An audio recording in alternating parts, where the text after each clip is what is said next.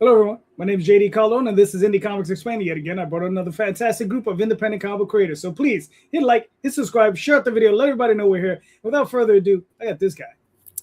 What's up, everybody? I am Dee Rosario from Unstoppable Comics. Been making books since 2008 with titles such as The Storm Chaser, Shield of the Interceptor, New York vs. the World, Curse of the Dragon Storm, and The Dead Princess Vicky Sticks.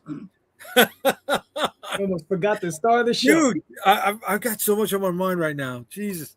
Yes, and she's quickly becoming the star of my whole setup. But that's enough for me right now. I know you got a bunch of guests tonight, so why don't you bring them on out, Calderon? Because I got to bring this guy on first. Well, you got to bring that guy on first. The chimp miser. Yeah, I don't even qualify as a guest anymore. I'm permanent minimum Coco. So You're like a fixture, bro. You like, there you go. Walk into a shop and there's that bench. And I mean, I think that's an okay thing. I'll take it as a compliment. I appreciate the invite all the time. But fear not, everybody. The Tom experience will be thinning out in a few weeks as football season starts and football games happen on Sunday nights. So you'll have some free time without me from time to time. See, whatever. It's okay. We got people to bring. What's up, Brian? Please introduce yourself. Yo, guys. I am Brian Mannell, writer and creator of The Wretched. I just got done with my first successful Kickstarter.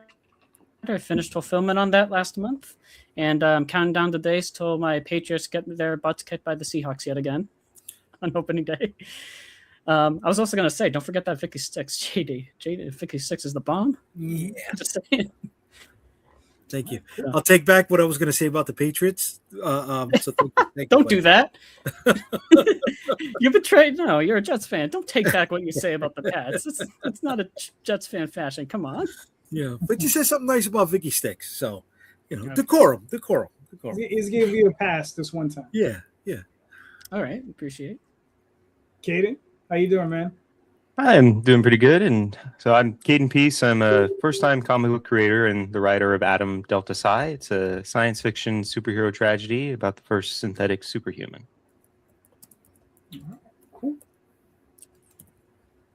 What's up, Jake?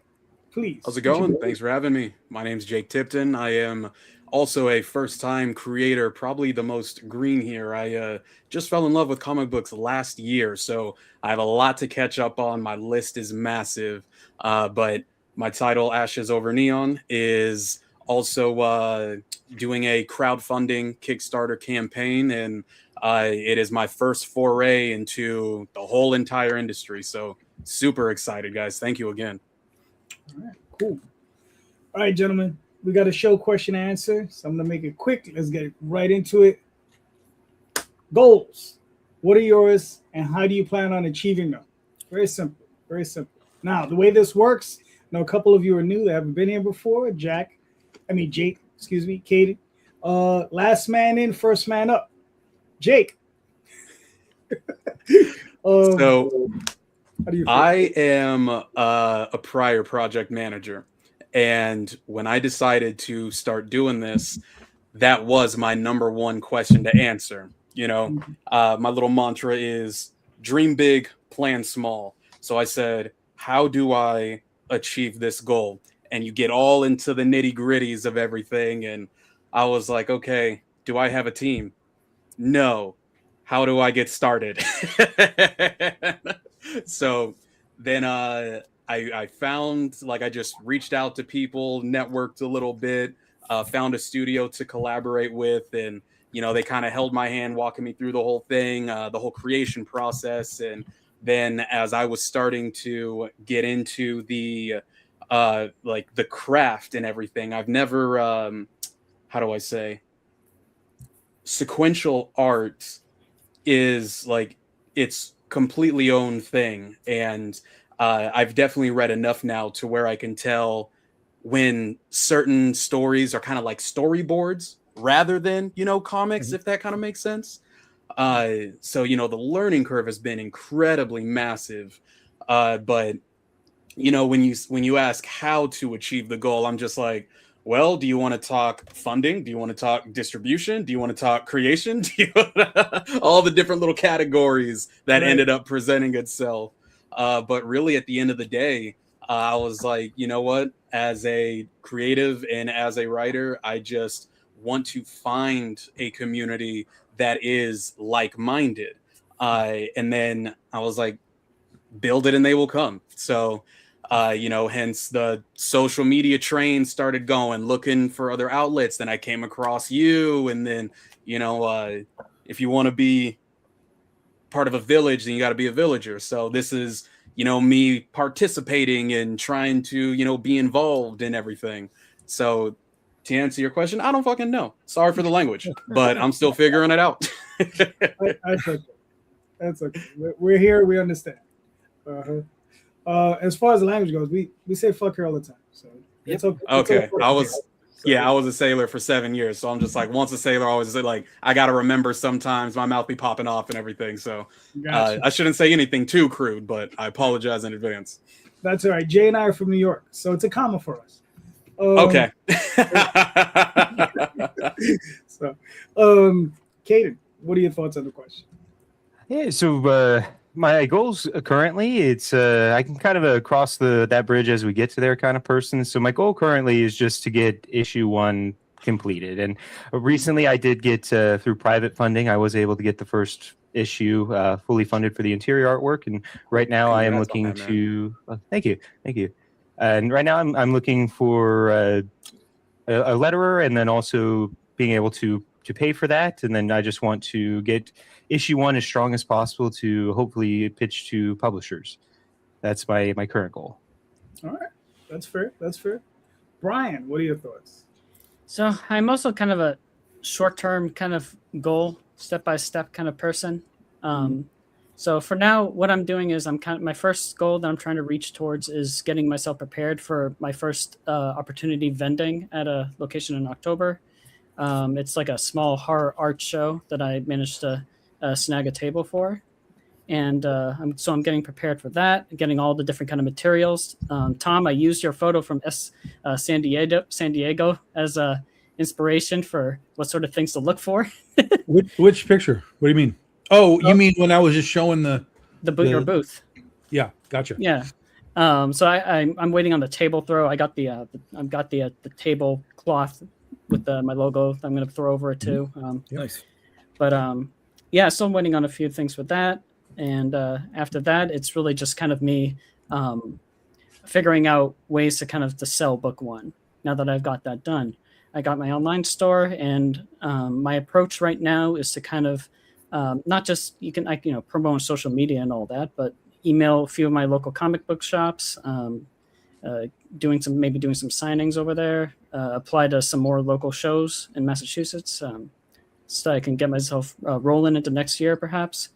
I'm trying to get myself figured out so I can, to receive more income so I can continue production and being able to live and eat food.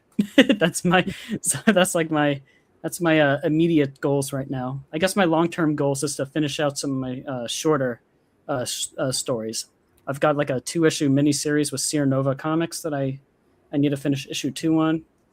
And I got like one other short horror story miniseries that I'd like to really get through a lot of, so I could just focus on the Wretched, because that's a long story, and that's going to be my main focus. So I just need to eventually free up more of my time, so I don't have to feel like I'm stretching myself too thin. That's cool. But as far as food is concerned, ramen, rice, you might want to stick in those areas. Yeah. All right, ramen. I'll think about that. I've been making the rice. I'm flavoring up different rice and making my own marinades for chicken. That's my approach right now. Rice and chicken. All right. Well, hopefully things will work out. You can work your way up to beef every now and again. Yeah. It's a tough road, man. That's all I have to say. Tom, what are your thoughts? I guess primarily at this point, it's the goal is just to maintain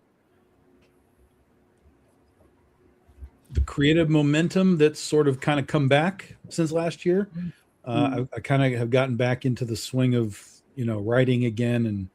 And I did a bunch of conventions. I did that goddamn San Diego, which drained the life out of me. So that threw me for a little bit, but I'm back off of that. And the goal really now is to get to a point where when we do our Kickstarter campaigns, the thing's basically in the can already.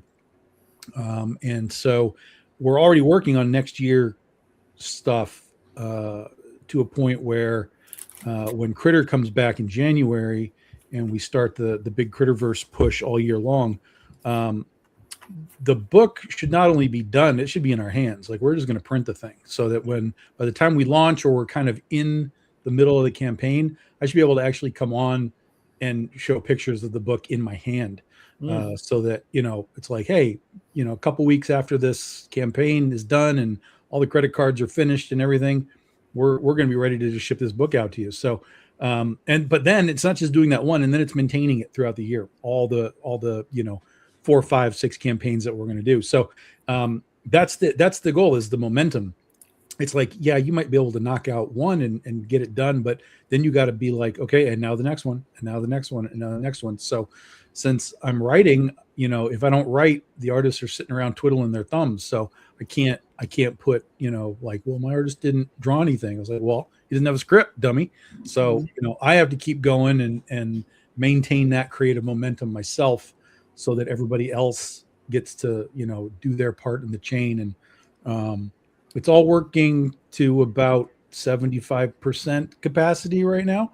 But that's pretty good, considering I just lost about a month with the San Diego trip. And but yeah, that's pretty much the immediate goal. And then, we've got a few years until our 20-year anniversary in 2030. So we have kind of bigger goals for that year that we're already kind of putting into place now, potentially. So the further out you can kind of plan, I think the more you can maintain, because you can see the steps, like, we have to do this, we have to do this, we have to do this, all the way down the line. I mean, you can line this up years in advance. Doesn't mean it's all going to fall into place. You have to, pivot along the way. But if you can at least set it up like, this is sort of the track we want to run, I think then everybody in your teams can kind of see it and follow it along with you, and it should all, help it work together.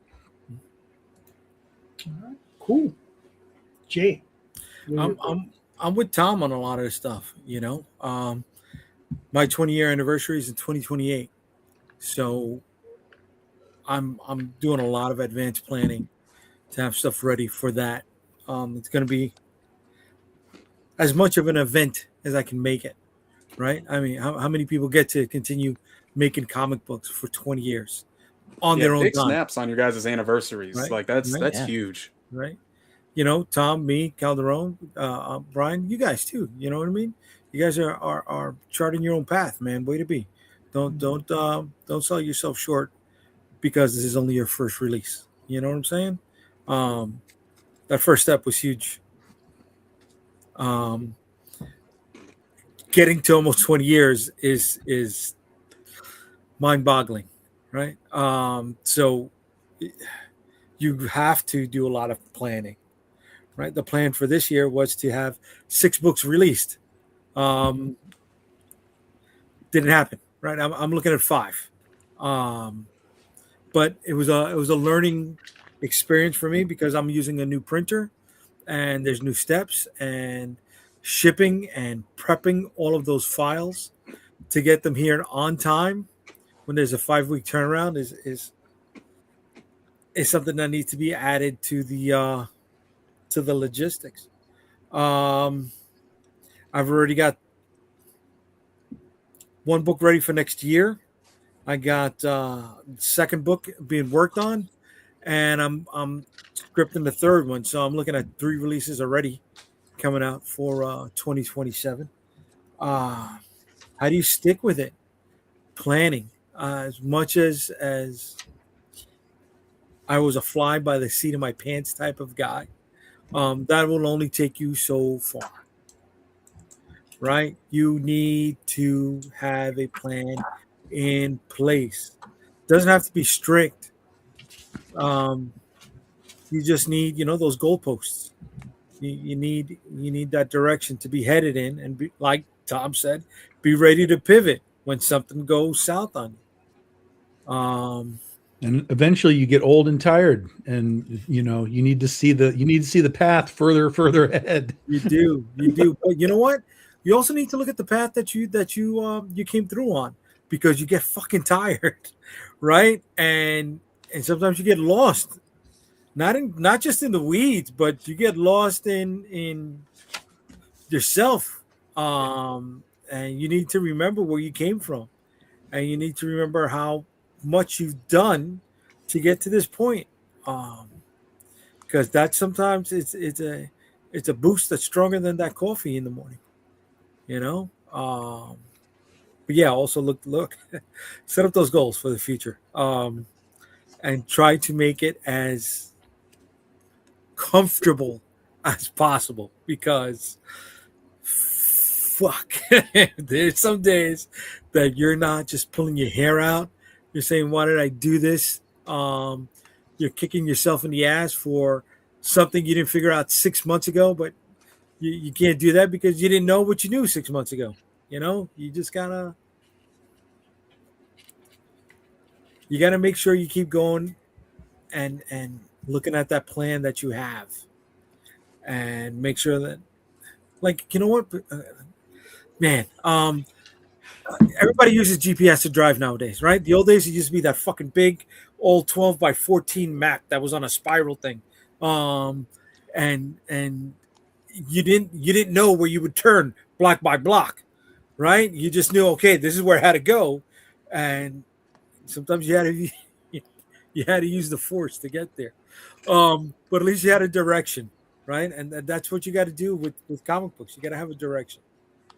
No, I think that's super important, because like always having that compass, always having that direction, like that North Star.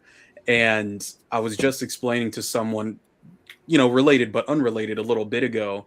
I was like, I don't mind building the boat. I don't mind learning how to sail. I don't mind going out to sea. But what I cannot do is just sit and wander in the ocean. I said, we cannot do that. But sometimes you will, dude. Yeah, sometimes and that's okay. That's Have you where seen the Odyssey? That's luck favors the prepared. Hey, he knew where he was going still. Well, he had a plan. I'm going here. Yeah. How I get there, I don't know. Right. But Right. I And get if you're there. going to start traveling to conventions and driving on your own, just remember highway numbers. Odd numbers go north and south. Even numbers go east and west. Okay, so if that'll help you with the guidance, just remember that. All right, cool. But Jay, what are your goals? What are my goals? All right, the goals. Shit. I was thinking to myself, I thought you said something earlier about with the stuff that you're putting out. The goals are to finish off strong for the year of 2026, right? I've got a few more conventions planned. I got Plastic City Comic Con in Leominster. Is that right, Brian? Right?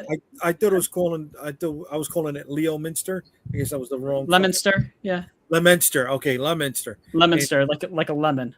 Lemon. Oh, okay. Yeah. They put the O in the wrong spot. It's all right. Don't worry about it. Yeah. We got That's that. Massachusetts for you.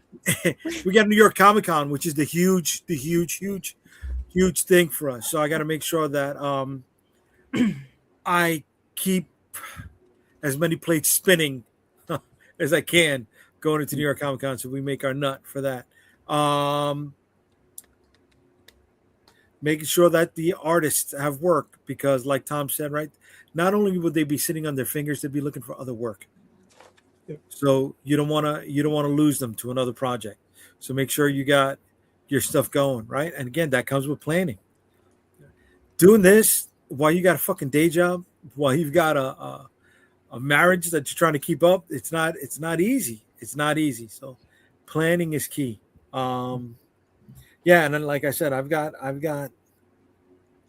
3 more books for next year at least, with 3 more planned for 2027. And then a couple things for 2028, which is maybe returning our flagship team book for a nice little 2-part story. Okay. Cool. Very nice. You know, it's funny. You guys talk about anniversaries. And the reason I don't talk about mine is because next year will be 35 years. Way to go, man. Hey, hell yeah. Way to fucking go, It man. might be how old I am. Yes. You know, so I mean, I started young, but damn. Still. Uh-huh. But as far as goals are concerned, I mean, you know, my main project, the Oswald Chronicles, just keeping that on track. You know, I've said before, I'm working with 2 artists on the project, and they're good. I'm looking to add a 3rd, and then it's just finishing the other 2 projects that I'm working on, Magi's Grace and Dreamweavers. Just getting that stuff on track and just moving forward. And the other goal, either by the end of this year or beginning of next year, to get back into the direct market, and you know, just do it in a way where it's sustainable, right? Because it's very easy to get in and screw it up, right? But to get in and do it sustainably, that's what I'm trying to do, right? Because I don't need to go in and sell 300 books and be sleeping on 700 copies that are underneath my mattress, right? Because that's easy to happen. So it's a way to get in there and make sure the numbers are rational and good, and then just to move forward from there. Because yeah, it's very easy to screw that up, and I'm not looking to screw it up. So yeah. So those are my goals anyway. Mr. J, you're up. All right, cool. So I mentioned this quickly in what I was saying. What did you just learn in your creative journey that you did not know 6 months ago? Oh, cool. Kaden, you're up. One thing I learned is you have to build an audience. Before I was able to get private funding, I did try to do a Kickstarter, and I'm not really a social media guy to begin with, so I don't really have like a big following, like even in my personal. So the Kickstarter lasted 2 days until Giancarlo Caracuzo, my artist, he was like, "You need to stop this because a failed Kickstarter looks worse than like one that you canceled. So just cancel it. We'll remake it, and we'll try to do it again," is what he told me. So I canceled that one. And I set up a new one, but then I was able to get private funding. So right now, what I would say as I learned is before you move forward, you need to start building an audience as you go. All right, cool. Brian, what are your thoughts? Well, the one thing that comes to mind for me is that, so like for those who may not know, I got my book translated into Spanish. I hired a translator. I got that done. And what I did was I made copies for the Spanish edition available for physical. Now, only like a small few, I'm talking 2 or 3 people, I think, got like a physical copy from the Kickstarter. And I looked on what I didn't know was just like, it's just how much costs it would be just to get this, if I were to say just pay for 30 of them. And it's just like, it's like a few $100s. It's like, what? Oh my God, just for a few. And it's just like, I had to pay a lot of out of hot pocket for this campaign, just so I can cover some of those expenses. Like if I didn't, what I would have done ahead of time is just only have it available for digital until I build up that audience, who's a Spanish speaking audience, and then make it available physically in Spanish. And if I did that, I would have been much in a much better place post campaign, financial wise. But I'm kind of looking at it in an alternative, positive way that like now I have physical editions of Spanish copies of the book. So if anybody out there who speaks Spanish and wants a copy of it, then they can have a physical copy of it, and I can still build I can still continue building an audience within that community with having book ones available in physical copies if people want them. But going forward, I'm going to just have those available in Spanish digitally for Kickstarters. And I think down the road, if I can manage to build up and invest myself more in that community, have more physical versions available. Cool. That's funny because being from a Spanish-speaking culture myself,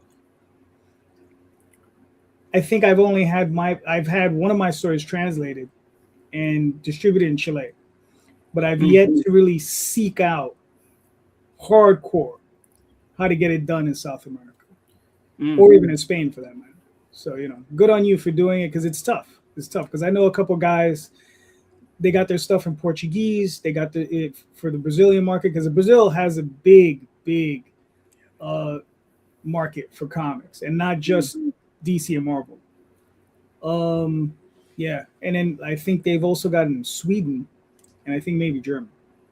Okay. So so it's tough, but it's worthwhile because it's revenue that can come your way, especially they're working with publishers, so they're getting a fee every single time they send over a book. So, I mean, it's a good little bump that you can get from that if you can get into those markets. Yeah, I think something else what I'm going to end up doing soon is the concept artist for my stories is Colombian, and I'm going to be shipping him a bunch of different copies over to him to see if he wants to sell any of those copies on his end to anybody in his community. So, yeah, I have a long way to go, but I think it is worth it. It's something for the long run, and I like investing in that community. Yeah. I mean, listen, I'll be honest with you. We get complacent sometimes, or at least I do. You know what I mean? We forget those other communities that we can be involved in and doing those other things. So I get it. Yeah. Thank you, Ralph. That's awesome, Ralph. Yeah. Jake, what are your thoughts? I do want to ask though, Brian, what did inspire the translation? My friend in Colombia. Okay. I wanted him to be able to read it, and then I thought to myself, like, why not open this up to everybody else? I know there's a lot of people in my community who just speak Spanish, so like, why not just open it up for everybody? But the initial inspiration just is from my friend in Colombia. I wanted him to read it, be able to read it. No, man, that's phenomenal because that's why I asked what inspired it. Was because I could tell it was coming from some sort of need that you found, like there was some sort of like deep inspiration from it. And I have never even thought of translating anything on my end. So like it was also, I just wanted to ask just out of plain curiosity. But that's like phenomenal, dude. That's awesome. No, I think what's that? Yeah, I was gonna say, I think like, I always, if you can manage the expense, I figure why not. I would say like, hold off on doing what I did and going out of the gate with physical copies, because if you haven't invested in that community and that audience for a while, it's like you're not going to see that return. But that's okay. I mean, you can, if you can survive it, that's all well and good. But I would advise, having it at least available digitally and just, and invest over time in that community. And then, once you're ready, get those physical editions out and, you'll be able to get those sold. That's actually, you actually touch on one of the biggest things that I've learned. You say 6 months, I'd say in this past year is the time and attention that is required for audience building. And what really like drove it home for me to the point where I even, I reached out to like social media managers. They got all my stuff. Well, I'm not going to lie. Sometimes I just don't listen. But like they got most of my stuff squared away that I did listen to them, for. And I mean, granted, everything they've told me to do has worked, just lo and behold, right? That's their job. So thankfully it does. But it is I think it was Jay that said just spinning the plates. Perfect analogy for, just juggling multiple things at once. And I can't remember who he was talking to, but I was just driving, listening to Neil deGrasse Tyson. And, I think we can all relate of just wanting to like hunker in the dungeon, getting our, stuff done, writing, drawing, just getting our like stuff, put together, put out and everything. But then he just said, like, he kind of touched on the subject, and he said if it was up to him, he'd be in the lab. He doesn't want to be doing like the interviews. He doesn't want to be in front of the camera. But he said at the end of the day, the only way to make people care about science is to get in front of people and tell them about science. And so I was like, that's kind of like just a fundamental truth. Like, who's going to know about this story? Who's going to know about these characters, this universe? Who is going to know if I don't tell them? So when the book was just finished, I was like, all right, cool. Now I start showing people. Now I start telling people. And, lo and behold, they have to see it to believe it. And, that's when the numbers started shooting up. That's when the regulars started coming back around, the different platforms. And it took me, I would probably say, about 7 months to get there, about 8 months to get there. And granted, I don't have like a huge following or anything like that. But it really showed me that unless you just simply pay for advertising or marketing, or just the algorithm decides to favor you, it is going to be another grind just like anything else. So I would tell people to expect like a year until they start to see some like pickup or start to see like some momentum. And even when you think down to like the weeds and the grit, the nitty gritty of it, how many people are just like every single day uploading pictures, uploading videos, uploading music, so it's like I think the main difference between, us and, someone who just had a good idea once is that we're willing to kind of slog through, the mud, and we're willing to go through all that. And that's, the difference is, I don't want to say like cream rises to the top, but, when you're willing to do what other people aren't, it shows. So like I could go on a whole rant and everything that I've learned like in the past 6 months, but I think that is the biggest one is figuring out like the social media aspect and the community building aspect. And it's new age marketing, so like it's just a whole other world that I wish I didn't have to deal with. But it's a necessary evil. It's part of it. Yeah, it just is. And you find a lot of cool people along the way, at the same time. So, I didn't have a community 6 months ago, and, now I do got a little pocket. Like, that's really cool. Yeah, it's all about where you want to focus your time. I'm going to try to focus, eventually. I think it'd be another thing that's important is just, as you say, meet those, people, community in person. So, like, applying to shows and selling them, and meeting that all those people who are going there for comics or for whatever.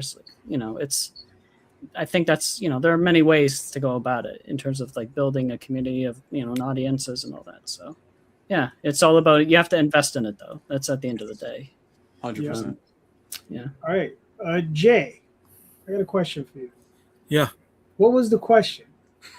We talked a lot of we touched on a few stuff. What have you learned and something? Oh, right. What have you learned in the last 6 months? Hold on, because I write shit down now. Hold on. All right, hold on. Let me look through my notes here, kid. Oh, I learned that I like fulfillment. At least my first go around, I enjoyed. Oh my god, yeah, that's going to be probably about 3 or 4 times, and then you'll be done with that. I was gonna say no. Yeah, I'm aware. You will always love it when your books arrive and you get to look at them and you're like, yeah, I got books, man. And then you're like, I have to ship out 100 packages right now. Yeah, if I ever get to your level or someone else's level where it's like hundreds of copies, and I do that often, then I might hate it. I had I shipped I think like around just about 50, so it's not even quite there yet, but I like getting them and packing them up and shipping them off. I don't know. It was kind of fun. But yeah, I'm aware. I've been told how much people hate that. My best advice is if you can, do it in front of your TV. And yes. Just put on something you like that you've seen 50 times before and just play it again. That's what I did. Not 50 times, but I did put on something in the background to kind of keep my white noise stuff. Yeah. I'm sorry, Jay. Where were we? Yeah. All right. What did you just learn in your creative journey that you did not know 6 months ago? Oh, okay. So Jake, did you answer that? I did. Okay. Yeah. All right. Well, no, he went on. There was a whole different discussion. No. going on. I can, dude. I am a ranter. You can tell me to shut the hell up at any time. I will rant and ramble. That's fine. That's fine. I mean, listen, I mean, it's good for the discourse. You know, Mr. Hutchison, what are your thoughts? I feel like I've seen it all, to be perfectly honest. And that's not even like a joke. Like, I really feel like I've seen it all at this point. So the question still qualifies, but I think it's a different angle. It's more like, with all that you know, what are you doing with that knowledge to make things better? Like, what piece of this thing that exists are you sort of attacking to use and whatever? And the answer is nothing. Again, it's not really a joke. The answer is nothing. I'm fully aware that the next step for me is kind of like what we just talked with Brian, like with fulfillment and stuff. The next step is sort of like creating an actual physical presence and team around me again, because I haven't had that for like 8 years. And prior to that, we were all in Diamond and Aspen, and we were doing all that stuff ourselves, but I had people that were helping me do things so that I could focus on the creative side. But now with Kickstarters, it's a different world, and it takes a lot of time just to build a Kickstarter and run it and fulfill it and do it again and then do it again and do it again. So, in my brain, it's like every time I'm packaging a book, that's time I'm not writing. So it's like the real true next step is I have to find people that I think can, at minimum, come in and just handle shipping and take it off my plate. Even if I'm helping them, it would move faster, But then the next true step is diving into the thing that I don't think any of us like at all, which is social media. And actually, again, like it was mentioned here, hire the people that know what the hell they're doing and let them do what they do, or at least give you the advice that they give you to do the things that each platform sort of requires for you to succeed within them, because Facebook is not TikTok, is not Instagram, is not X. None of it is the same. Right. I listen to Gary V a lot, Gary Vaynerchuk, because he's a lunatic, and I like him, but he's a lunatic. And one of the last videos he talked about, somebody was asking like, okay, so I have these three things. I like sports and something else and something else. And he was asking Gary, so like, do I like make an account for each of those, or like, do I combine them, or do what? And Gary was like, all of those things. You make each one individually, and you make the one that's combined. And then he goes and he says, I have 500 different accounts across all of social media that are each posting up to 100 different posts a day across all 500 of those various things, from TikTok to whatever. And he was naming, he's like, I've got Gary V cards, and I've got Gary V sports, and I've got Gary V Pokemon, and I've got Gary. I'm just like, yeah, but you have a building full of people doing that as well. It's not that you're doing it, Gary. You're creating the content by doing your interviews and stuff, and they're taking it and chopping it and sending it out. So that's sort of the step. It's sort of like, okay, I need that team of people that understands how to take like these videos even that we do and break them down and take the clips and load them where they're going to be most successful. And I have no concept of that, and I don't want to know what that is. That's information I don't want.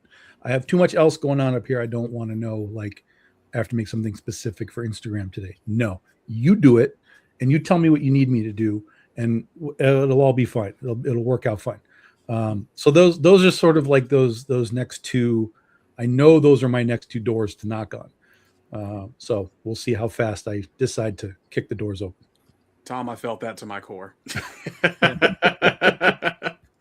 I was like, how do I buy some of my time back? Yeah, 100%, 100%, man. And the longer you get into this, I think the more you'll see it. I mean, again, I've been doing this for 16 years now. So when we did this for our first like 8 years, we did 4 years on our own. It was me, it was my wife. We had a sort of a part-time guy helping. We had locals in the Chicago area that would come help us at cons and stuff. So we had like a little pseudo team going. And then when we went to Aspen, I had the Aspen team behind me and all their guys doing stuff. And then we broke off Aspen. It's me. It's just me. And you know, I could feel that. You know, there was for a period of time like an exhilaration of like, fuck yeah, it's me. Let's go. And then it quickly was like, no. This is way too much. I was still doing like 15 to 20 shows. I was bouncing from Michigan to Arizona, like for winter and the summer. It was just like, there was way too much going on. And so I've sort of slowed it all down a bit. You know, I only do cons now primarily if I'm invited. You know, I do a lot of live sales stuff on Facebook, so I don't have to be at a con. I can just sell it online. You know, that kind of stuff. So, but I do know that to take the next steps, you know, every publisher, I hear people talk about it all the time. I got to pitch to a publisher.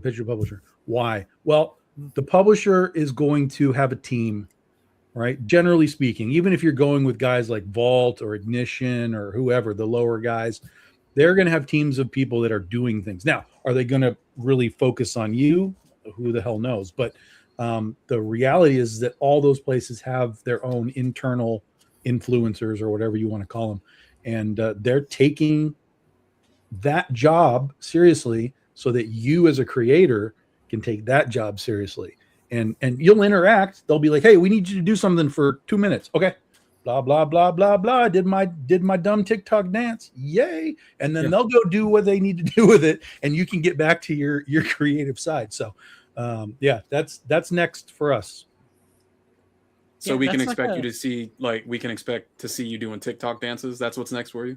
I mean, listen, if it's going to sell a book, you got to contemplate the value of it. There you go. Not wrong.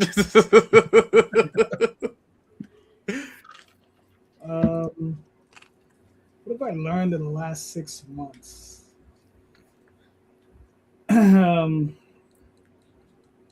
That no matter how long I've been in this game, and I've been in this game a long time, that there's always something new to learn.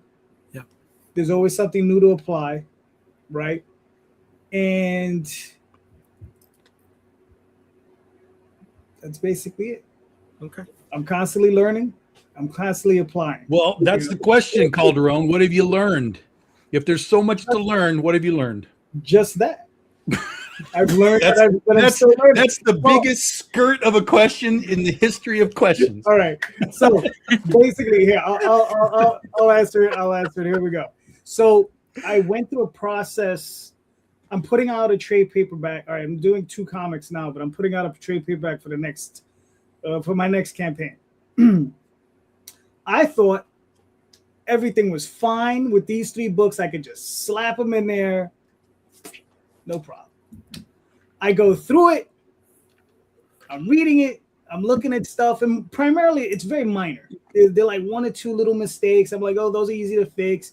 And then I'm sitting there going, I don't like any of these tales, because I do tales differently now, right? Because I do my own lettering. I don't like any of these tales. So I have to go through 100 pages and change all the fucking tales. You know? Been there, yeah. So you learned you're a terrible letterer. That's what you're telling me. Well, when I lettered it 10 years ago. Right. Okay. Like 10 years, my prior self 10 years ago, yeah. You know, okay. But now, you know, different story. So I'm fixing it. Well, I fixed them already. So I've learned that, you know, the process never ends. You understand?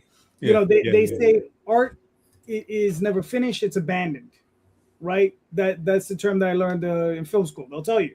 So it's because you can work on something forever and forever. Trying to make it perfect is never going to be perfect, right? So that's the thing. I go through this all the time. I'll pull out an old story from whatever, and I'll start looking at it, and I'll do a re-edit just because I'm there, right? I just start monkeying with it, and I'll do that. And there does come a point you let it go, right? Like there was one bridge that was too far for this story that I was like, no, I'm not going to do that, although I want to do it. But I said, okay, on the next pass in 2 or 3 years, when I come back to it, I'll do it then. But but the thing is, if I don't tell you what it is, you're never gonna know. I can show you the work, you're like, I don't know what the fuck you're talking about. But I know what I'm talking about. It's one of those things, So it's like that. So yeah, so that's what I learned. Okay. So you learned that you're better than you were 10 years ago. There it is. Okay. There it happened. Nothing wrong with a humble brag. Yeah. Ain't no wrong with it. No, that's good. I tell people a lot, like once you're in this for a period of time, you're going to look back on what you did at the beginning and you're going to be like, whoa, like you're going to want to George Lucas it and no, just let it be what it is. And you can watch it, because for me, it's like, it's kind of cool where when somebody comes into the booth and they're like, oh, like, where do I start on this stuff? I'm like, don't start at the beginning. Don't start there. Like, look at the new stuff. The new stuff is better. Like Calderon says, right? It's like, look at the new stuff. It's better. But when they start at the beginning, they get to watch the progression of everybody involved, the writing, the art, like the story. And I think that there's probably, unbeknownst to us, there's probably quite a bit of like appreciation for watching it get better and better and better for those that stick with it, and come in for volume 2, 3, 4, 5. I think that's a really cool value element of watching new creators come in and build things out of nothing. And as far as like progression goes, I'm going to tell you right now, as someone who's been doing it a long time, and I started very, very young, and I worked with some very young artists. When you're young, you're going to see progression very quickly. You're going to see that you're going to grow very fast. You're going to get better very quickly, especially if you're serious about it, you stick to it, and you're putting in the work. But there's going to come a point you're going to plateau. That does not mean you don't get better. It just means that you get better fractionally, very small amounts. Yeah. It's not even 1% a year. It's like half or 0.25% a year, and it'll accumulate over the years. So that's the one thing you do have to be. You have to be aware of that a little bit. It's just like you're getting better, but it might not be huge. You may never see a huge leap ever again. You might, case in point, artist Dan Panosian. Look at his artwork in the 90s and look at it now.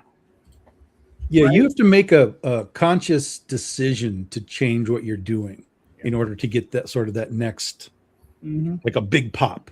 You have to really be like, I'm doing it differently. Here we go. And then, but otherwise, yes, Calderon's right. Yeah. Mr. Rosario. Yeah. I think there. Oh, sorry. No, good. No, I was gonna say I think there's actually also a important factor of like letting the piece be a timepiece. And Jay, I think you said it earlier. Just see where you've come from, like how far you've come. And we kind of live in the age of like these remasters, these remakes and everything. And I personally don't think everything needs a fresh coat of paint. But when you get into kind of the philosophy of like artist integrity, I do think there's an element of letting the art like sit where it needs to. You put your all into it there. All right, then you move on. And, as we know, it's like, what are you always working on next? Not what you've already done, type thing. At least that's how I think. But I do think there is, I've appreciated more. I was a musician before this, still self-proclaimed. But, when I look back on my past music, like, I'm just like, oh my God, like those guitars need to be like this. Those vocals need, I need to redo, blah, blah, blah. But then at the same time, I'm just like, yeah, what I do is a lot better now than what I used to do. And, is there a need to like, maybe there is a need to revamp it up, redo it. But at that point, it actually becomes its own thing. Like, it's not just like a 2.0 version. It ends up becoming like something completely different. So I do think there's like the other side of the coin that, like, when we talk about that, it also makes me think of, everything that kind of accumulated and came together to make, what that was at that point. Sure. Yeah, Jake, sometimes you got to think about what they're doing in other medias, right? And like with movies, you got your Criterion collection, you got your director's cut, you got your box set, Right. you've got your remastered 4K edition, you got your Blu-ray scrub for this, you got your 20th anniversary X, Y, and Z, right? There is, of course, the concept of preserving the art in the time capsule, right? But there's also, I got to keep the lights on, and I got people that depend on me 100%. to make money. So you got to make sure that you got something in that war chest, right, to pay them for the work. So, I'll always pay for a remaster of Lord of the Rings. Yeah, every time. So both sides of the coin are applicable, right? Mm-hmm. What did I learn? I learned something right now, guys. Right now, on this very show with all of you. I learned that both Tom and I listen to Gary Vee. That's what I learned. And that's why we are so similar in some of our goals and some of our sets, right? Because this was going to be my original statement, and I know Tom knows where this is coming from. But we're not in high school anymore. So stop worrying about what other people think about you. Yeah. Do that TikTok video with the dance. I fucking did it. When there was fucking downtime at a convention I was doing in Jersey, I shook my ass, baby. I didn't twerk, right? But I got out there. I did a little bit. I'm practicing that fucking Backstreet Boys viral trend right now so I can be ready for New York Comic Con. And you think I'm not, make sure you follow me on fucking social so that way you can see me fucking bust it out at the Javits Center, okay? Because it's coming. It's coming. I'm expecting it. Yeah, we're getting that ready, baby. I gotta pop up my Instagram at some point, and I'll be looking for it. You're gonna hear me sing. You're all I ever wanted. Right? It's in there. It's in there. We're fucking moving that shit. Trying to get the rest of the team to do that. That's the hard part. It's always hard getting someone else to shake their ass. Yeah, but you can pay people for that though.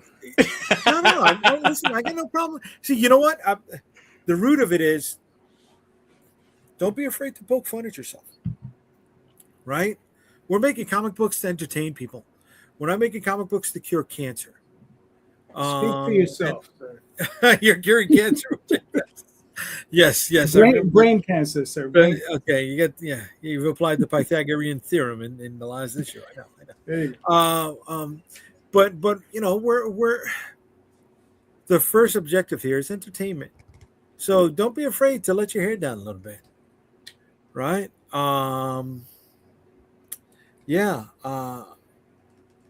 You can hear this a bunch of times. You can hear this a ton of times. But until you really apply something like that, you don't know what it means, right? And it's just don't be so precious with the way you think others think of you. Right? You're already putting your heart out there by making a book that is going to be judged and ripped apart and examined on every freaking corner of the page. So if you're okay with somebody doing that with something you worked on, then be okay with somebody laughing at you for doing a fucking TikTok dance. It's okay. Nothing wrong with that. Nothing wrong with that. But yeah, I don't have the team, right? I do this stuff in scale. And every day I'm posting 2 to 3 videos on Instagram, Substack, Threads, Blue Sky, Facebook, what the fuck else? Twitter. And it shows. It's game. That's only 7 accounts. You need 493 more. Well, you know what? I put it up on the YouTube Shorts, but some of them had the music that wasn't cleared on YouTube, so it was getting the copyright strikes. So I gotta readjust some of those. But we're out here, and you got to try to get attention on your book by hook or by crook. Do it any way you can. Right? And understand that just because you show it one time doesn't mean 10 people are going to start to flock to your book. You'd be lucky if you show it 100 times and you had one person to check out your book. So set your expectations lower with what you think that conversion rate is going to be. For those of you who've done Kickstarter before, the conversion rate on people who signed up for the pre-launch page. You're lucky if you get past 30, right? If you get past 50, ooh, that is like, yeah, you did a great job. I don't think anyone has hit 100% conversion rate on their pre-launch page or people following their stuff. You're talking about signing up before it launches? Yeah. Okay. Signing up before and during. Yeah. If when you're done, if you are in the 30% range, you have done very, very well. Yeah. Okay. Look it up. Look at your dashboard, right? And No, you'll see project followers, right? And it breaks down project followers also to pre-launch and while the campaign's going on. I'll have to, I will have to double check. Maybe I'm wrong. I could have sworn I think I had like an 80 something percentage for pre-launch, and for post-launch I had like 3%. Oh, okay. I was trying real hard for those post-launch followers. Yeah. They were not biting. They were. Yeah, I had a good amount. It was so hard to get them to bite. But don't get so lost. I mean, most of those people were people that I knew. I think. It's Okay. just, which is I'm very thankful for. But Good. Yeah.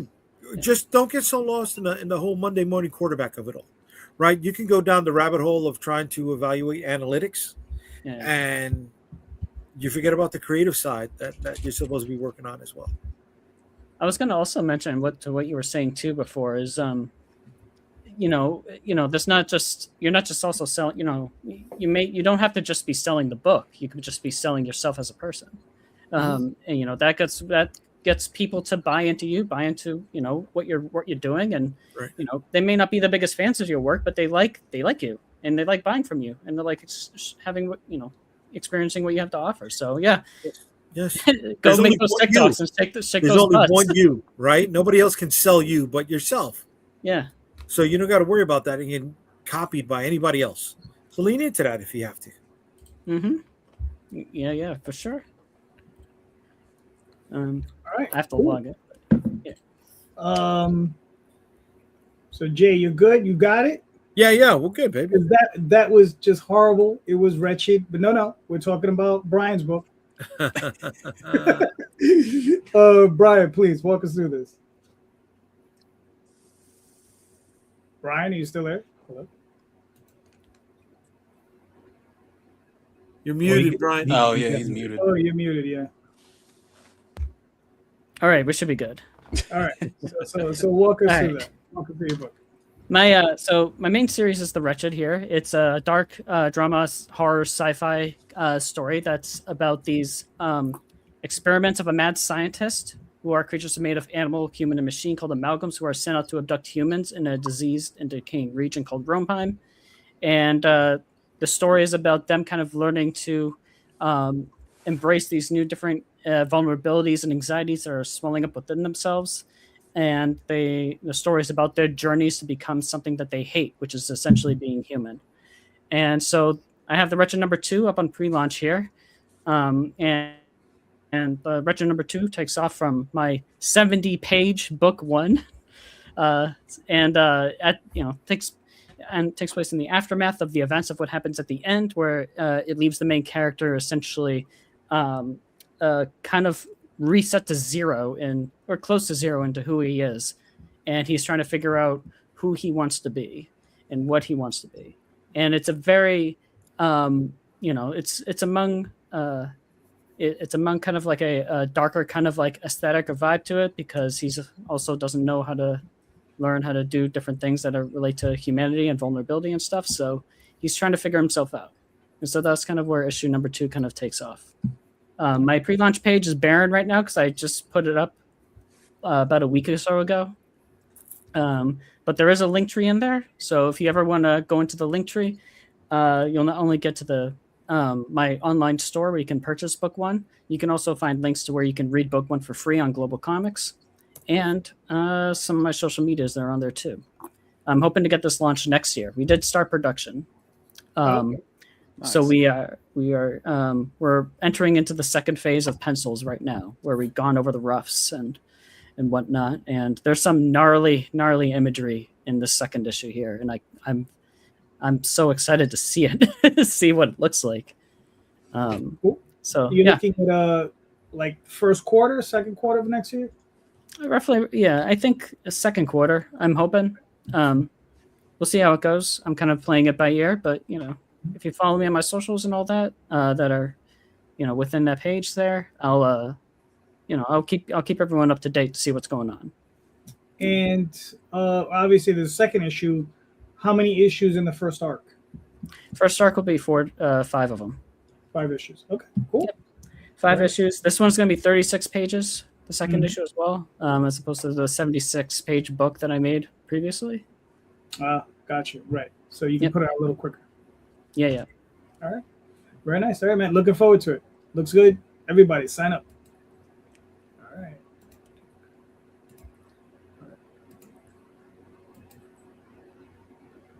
All right. Here we go. Kaden. Yeah. Do you want me to play this video? Oh yeah, if you don't mind. Now, my only question is this: is it under 5 minutes? It's 45 seconds. Awesome. See, you're the best.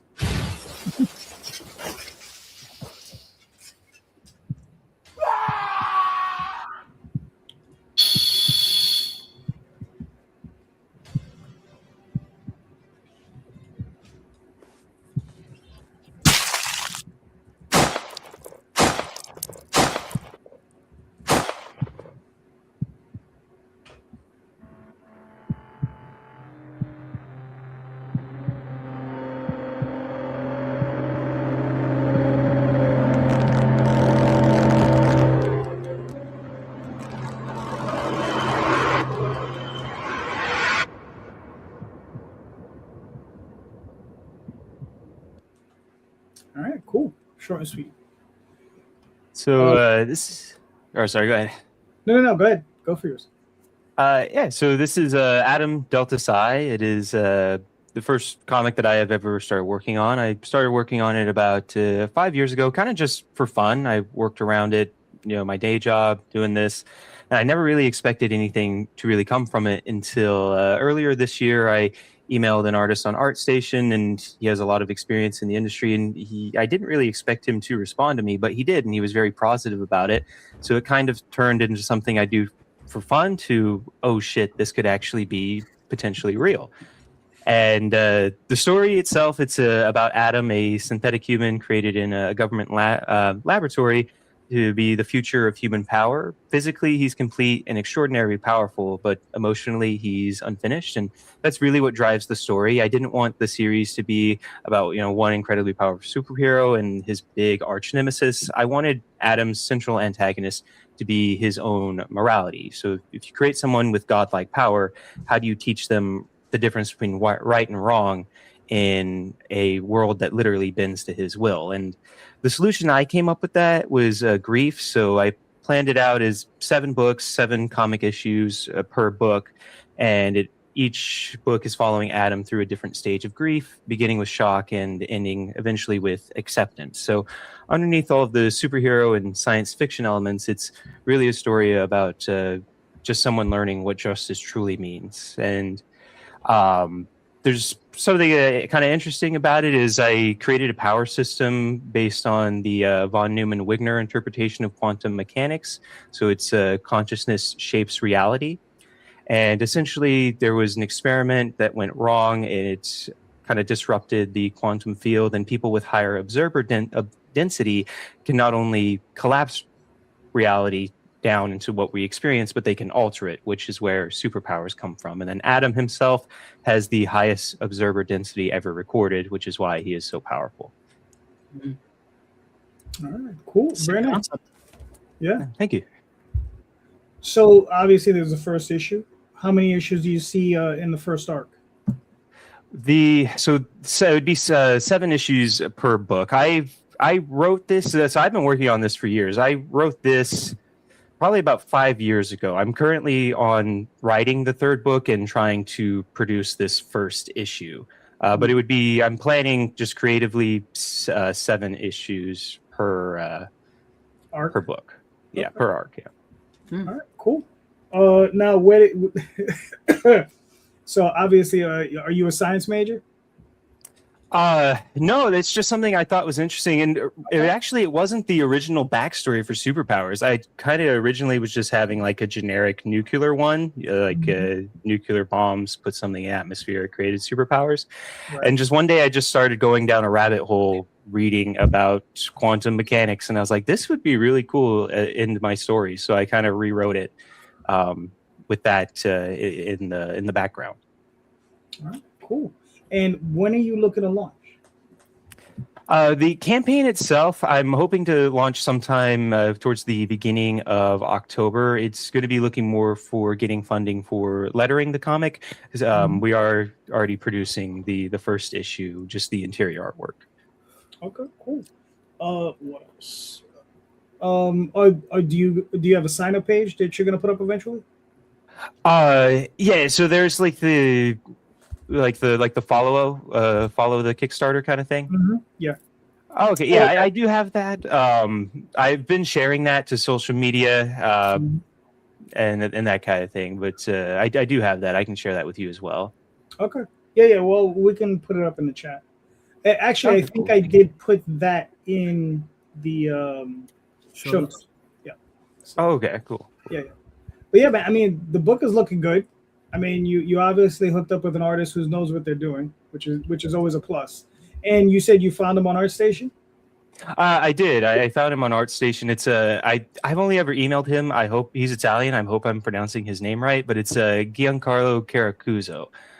He worked on a lot of stuff before. He's had like 20 years of experience, so I kind of see him as both my artist and my mentor. I do ask him a lot of stuff and have him help me out. Gotcha. Okay, cool. Listen, man, it's looking good. I mean, I'm looking forward to it. It looks nice. Thank you. All right, cool. And you said October. You're looking to launch. Looking to launch this Kickstarter in October. Yes. All right, cool. Nice. When it launches, we'll have to bring you back, and then and that's. Oh yeah, definitely. Obviously, that's. Oh, thank you. All right, Jake. What are we looking at here, sir? We are looking at a science fiction rock band. I had there's a little bit of backstory here. One of my good buddies, we were in a band together. Just more of a music project a couple years ago. And when I just left my last job last year, him and I were catching up, and he goes, "Hey, dude, have you seen K-pop Demon Hunters?" And I was like, "No, but people have been pressuring me to watch that more than I was pressured in school to do drugs. Like, is it really that good? Do I need to watch it? And he was like, "Yeah, man, you need to check it out. And so, I ended up watching it. It was a good movie. And I was like, why did you want me to watch it so bad? He goes, "What if we did the same thing?" And I was like, "What do you mean the same thing?" He was like Metalocalypse, the Gorillas, like a virtual band, and like this and that, and blah. And I was like, oh, okay. And so we started writing the music for the project, and unfortunately, he had to step down from the project because he had some serious health conditions. But that it just is what it is. He's still credited as one of the creators on it, because without him, this wouldn't have been a thing. But then when I started writing out the characters, the story, the arc, and everything, and really trying to stick to that principle of like write what you know, and these 4 characters came from early inspirations from Ninja Turtles. I love The Last Airbender. Avatar is one of the greatest shows of all time, and so I was finding a lot of like that found family trope coming in. I was finding a lot of applying different parts of my background to each of these characters, and so then I end up finding they're called Echelon. Met them from a mutual friend, and we started talking. went over the story. They helped me write the script out and everything. And so now we have a comic and a soundtrack. So the thing with like the whole campaign is to just really like pay for the fulfillment, the last stages of production, get all the physical stuff and everything. That would be really cool. And hopefully that springboards to, the second issue. Because if it gets funded, we'll just go right to the second one. It's already like written out. It's already finished and everything. It's just a matter of, as we all know, capital, Yep.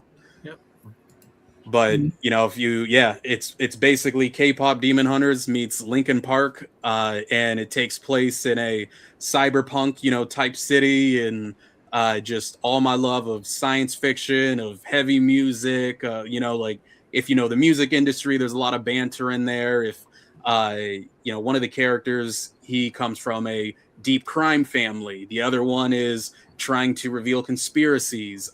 Sarah, this first issue revolves more around her. She takes my background in corporate. I was a very high level corporate for my last job, ended up leaving it. And it's really kind of my life story reflects her issue in this, and that, she makes that crossroad decisions of, I've worked so much and so hard. I've, achieved all my goals, everything I got. But at the end of the day, like, I love this, And so what does that mean for your life when you've worked so hard for something, you've achieved, you got to that level, but then you realize that like it's not anything at all that you wanted. And, now you have to start from square one again to, follow like your passions and follow your love and everything. So it's been a very long time coming. If Dan was here, he would laugh because he at the time didn't know I was neurotic, and he was just kind of spitballing ideas. But I said, yeah, no, we're doing this. And so now it's here. It launches next month. So it's long days, early mornings, late nights, too familiar with the R foundations, rice and ramen, and it just, but I wouldn't change anything. All right, cool. Now, how many issues is this? Like a one shot? Is it like a long? No, I wrote this out for 12 issues. 12 issues. Okay. All right. Cool. Nice. And I mean, is like the first arc, the first 4 issues? Are you breaking it up like that, or is it just one big story? No, there are multiple arcs. The first arc is 4. The second arc is 3, and then, or is it 4, 8, 4, 4, and 4? I think it's 4. One of them's an odd number, but that was one of those. We'll cross that bridge when we get to it, type things. We talked a lot about long planning. I was like, that's that long stage where when we get a little bit closer. But with his name's Ethan Murphy, the one who adapted the story to the comic. When we had our initial meetings, he was like, yeah, this probably is like a 10 to 12 like issue like story, like this whole epic arc, however you want to, I don't know the verbiage. But yeah, we anticipate it being a long-term series. I'm assuming that's considered long-term. You guys tell me, is 10 issues long-term? It's a good size. Yeah. It's a Okay. good size. Yeah. It's what they would call back in the day a maxi series. Right. Oh, okay. I mean, I know Spider-Man's at like 1,000 something. So, not trying to compare it to that, but I was just like, I don't know what constitutes, big, medium, small, and when it comes to like indie. Yeah. Yeah. Sounds good. Looking forward to it. So you said you're releasing it early next month, towards the middle, towards September 9th. September 9th. All right. So there you go. Everybody sign up. You got 51 followers, so that's a good number. Gotta try to get you up to 100. Yeah. That's been the goal. Yeah, social media is just a bitch. Yes, it is. All right. But it's always a couple more, every week. So that's good. Good looking book. Nice. All right. Now we got this guy. Here we go. Nice cover. Oh, you mean this guy? Yeah. All right, Shield of the Interceptor. That's my long-running title, or excuse me, that's my flagship character over there. If you guys know about the sword of Excalibur. What if there was a shield that went with it, and it was lost in the ages? And the person who found it ends up being chased by everybody else who ever looked for it. So that's the opening hook, right? That's the 30-second pitch. But this is Shield of the Interceptor number 7. The cover there is illustrated by Narcelio Souza. And it's colored by Elena Di Napoli. The variant cover there is done by Raphael Sam. I love the chibi stuff. So we got 2 there, and then if you scroll down, we got the reward for anybody who was a previous backer. I don't have frequent flyer miles. I don't have that little card that says you get your 7th coffee for free if you come here. But I've got a ton of people that have backed us in the past. So all you got to do is come back, and you get a very nice holofoil card that's shiny like this for free, added to no extra charge to reward for a physical backer. And if you're not a returning backer and you want the card, you can get it for $5. We're going to be launching mid-September. I want to fulfill these last 2 campaigns before I launch the next book, and that's it. It's a superhero action fantasy adventure. I think the cover looks fucking sexy as hell, man. I love it. It's a good looking cover. I gotta be honest, I like this chibi. Yeah. Oh, you mean this? You like this one here? This is the one you like? There you go. Yep, that's the one I like. That's the one you like. Yeah. It's great. I love it. If only you could zoom in on it. It has a pixelated pattern to it, which almost feels like it's the old dot matrix coloring of the 80s. I don't know if it can be seen here. Oh, I can see. Oh yeah, I see Oh. it. Yeah. So that's that. Here's the variant, the bow, Mhm. and here's the regular cover. Very cool. Yeah. Oh, and then let me see. When on the back of the cover, I know you don't like Calderon, but on the back cover, it is the same image, just without the cover dress on it, so you can display it any way you want. All right. Very nice. All right, cool. And you said when are you looking at launch? The middle of September. Middle of September. Okay. Yeah. Very nice. All right. Yeah. Cool. Looking forward to it as well. Real quick, I'll pop up my campaign that's currently running. I think I got another 14 days on this bad boy.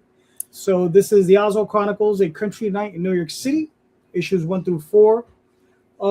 This particular story is about a young lady. Her name is Anna, and she's from a particular race called Calcians. And her town is being invaded, and she's fighting all kinds of crazy monsters and alien entities. And she is going to New York to raise an army that's going to come back and help her fight these invaders. So, and that's pretty much it. This is some of the artwork by Jade Gonzalez. And yeah, so it's a lot of fun.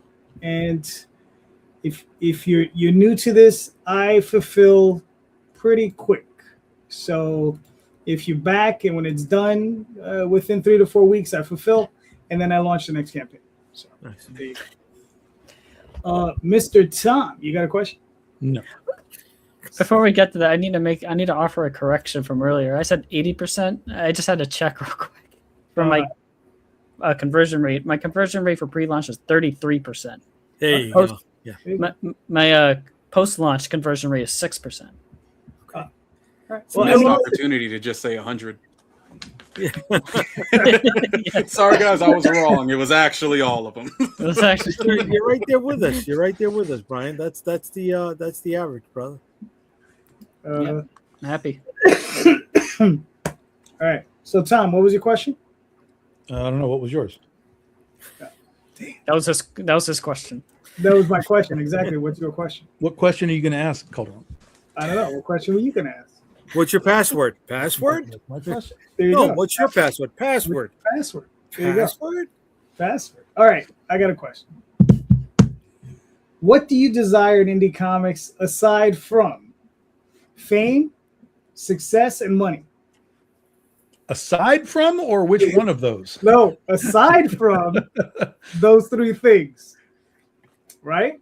Because not everybody pursues this thing for the same reason. So I'm just curious. Like, what are you looking for aside from those things? But what if those are the things? What if those are the only things? You gotta find Women. something else. Women. Women. There you go. That's it. Throw it at me. Throw it at me, baby.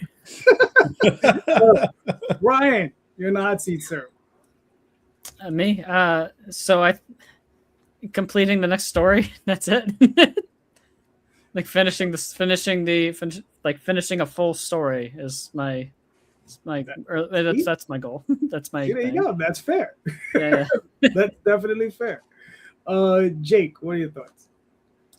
My goal in this was to find it really was in search of a like new nerddom community. I come from a gamer's background. I come from a music background.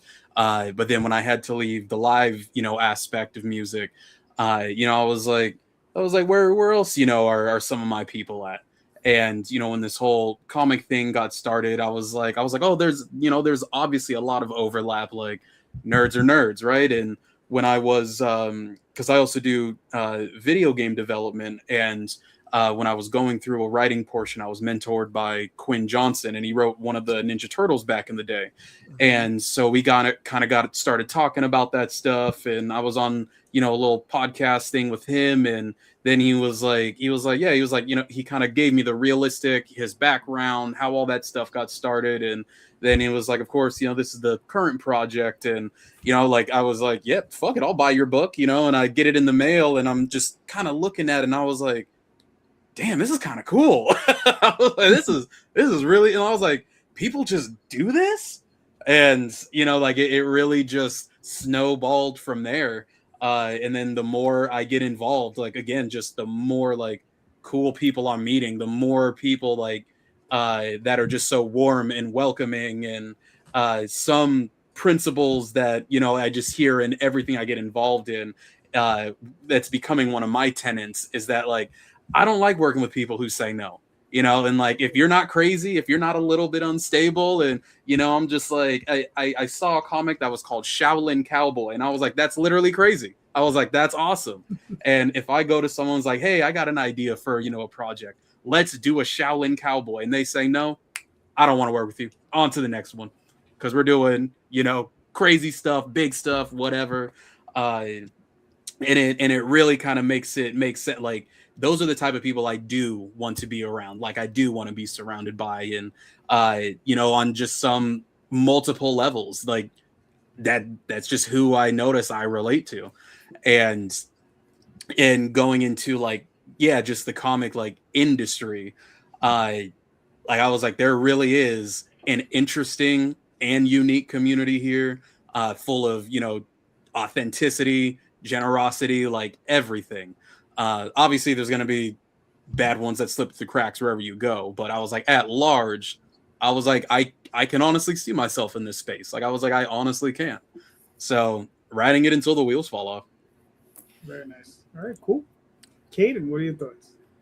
Yeah, so goals, I would say actually my main goal is just to tell my story. As someone that kind of started doing this just for fun and getting an artist and securing funding, and it's starting to feel more and more real. I think getting people to read it, to have it finished, having people read it and like it is actually a better reward than like money and fame really could be. It's just something I did for fun. Other people actually enjoy. Heck yeah. Cool. Very nice. Tom, what are your thoughts? So back in the day, there was always like the weird dream of like being in line for like an artist, right? Like Adam Hughes or somebody. And anybody who's done this before, it might be different now. I haven't done this in a long time. Back in the day, you'd just get in line, and that would be the artist, and you'd get there and you'd be like, I want this character, and here's my money, and I'll be back tomorrow for it or whatever. So I always had this thought of like being in line for like Adam Hughes or some big name, and whoever's in front of me would get to the line, and the artist would be like, okay, so what can I draw for you? And that person in front of me, not knowing that I'm behind them, would say critter. Very nice. Yeah. All right.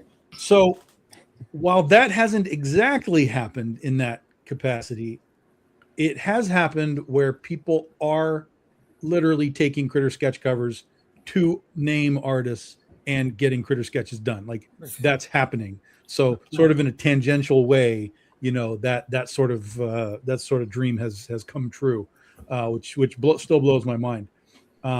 So now the new one, which it's technically it's already happened, but I want more of it now because it's really the best part is I want, you know, how we always have people who are like, who can beat who and who's the best hero and who's the whatever, blah, blah, blah. I want to reach a point where people who are reading really anything that I do, but Critter specifically, start to put her in the conversation of superhero things. You know, it's not necessarily like who can beat the Hulk, Critter. No, that's dumb. But, you know, within the nerd context of like, you know, I don't know, X-23 and Critter or whatever, you know, whatever it is.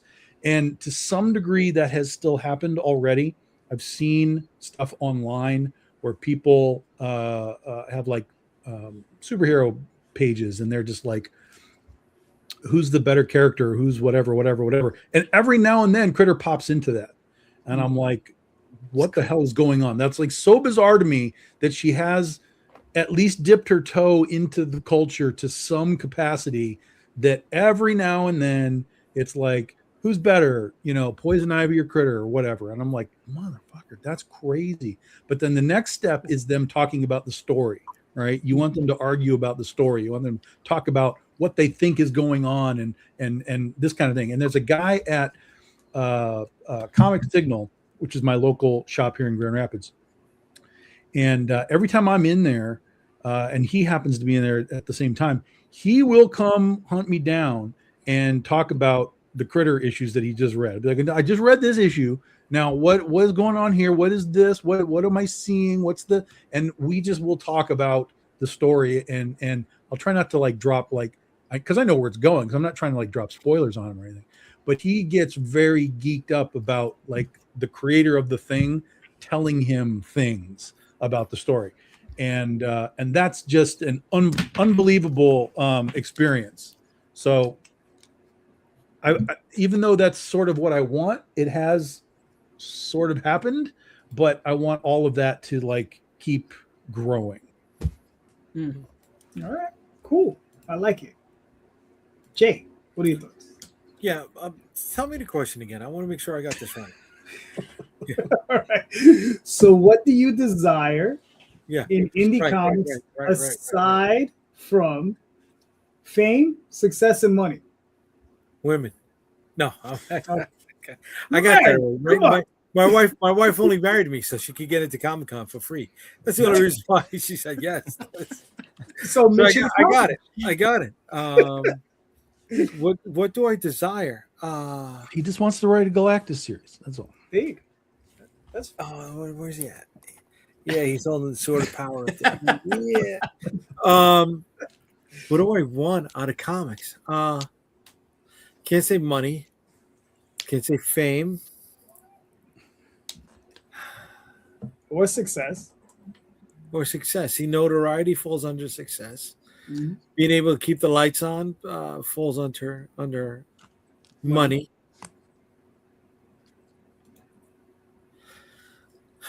Oh, yeah. I know. I want that whole tariff scenario to get eliminated, so I can get the figures finally produced over in China that I couldn't do because tariffs now made it $17.50 a figure for me as opposed to the $6 and change. Mm-hmm. We're gonna be so that's what I want. It falls under money though, doesn't it? It falls under money. Well, your desire, I would say, is to make the figure of your creations. Yeah, I mean, that would be your desire. That's Yeah, what I that's want. You know what I mean? I want to see. Yeah. Let me go down that rabbit hole for a moment more. Mhm. I want to see kids playing with my figures and have it inspire and trigger their imagination the way it did for me. Right? I mean, yeah, there you go. There you See, go. I was shit. See? Should I go get my prototypes, Tom? Should I get my prototypes? I gotta go fucking digging for my prototypes. You know, I mean, because I was a poor kid growing up, right? But I had GI Joe figures because they were $2.50 a pop. But on Monday he was, it was Spider-Man. On Tuesday he was Luke Skywalker. On Wednesday he was He-Man. On Thursday he was Panthro. On Friday he was fucking Batman. You know what I mean? It triggered my imagination. So I want my stuff to trigger the imagination of the younger kids. And fuck you, Tom. You're playing with it in front of me, buddy. I can't even play with my stuff because of bastardo. You bastardo. Oh, fuck you, Jose. I can't even move the arms up because the paint just got it glued in So place. we're all showing off our figures. No, I'm just kidding. Jake's been doing this for 5 minutes. He's already got toys. Like, yeah whatever, guys. Shit, man. You know what? Fuck you guys. Yeah, I'm coming back. Go ahead. Take your time answering your own question, buddy. Shit. All right. So, for myself, like I said, I'm doing my long running series. I'm doing several long running series, right? So the Oswald Chronicles, I think I'm about 1,500 pages in.